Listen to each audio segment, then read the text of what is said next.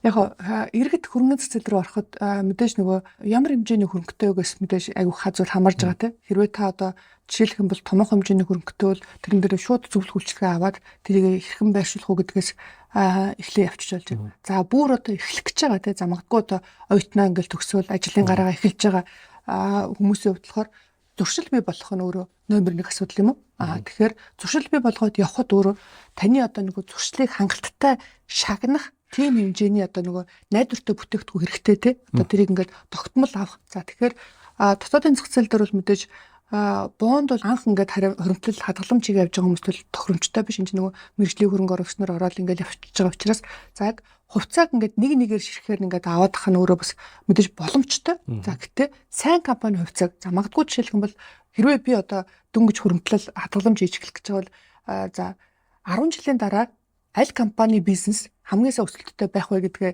эхлээд одоо нөгөө яг зөвлөгтөөгөө ингэж нөгөө ярьж сууж байгаа. За банк байх уу байна одоо магадгүй байж тээ одоо тэгэхээр за банкнаас хамгийн том нь айл ингэж сонгож байгаа л тэрнээрээс нөгөө бодох юмгүйгээр одоо үүсэж байгаа одоо тэр юугаа хөрөнгөлөлтөө хийж эхэлнэ те. За эсвэл одоо өөр ямар салбар ингэж чеклээд за тэгээд тэрийг нэг жил яваад эргэж харна те. Яг тэгэхээр нэг жилийн дотор одоо дөнгөж эхэлж байгаа гэдээ үтсэн болохоор би нөгөө сараа ингээд баг дөнгөөр хөрөнгөлж байгаа гэж төсөөлөд байгаа шүү те.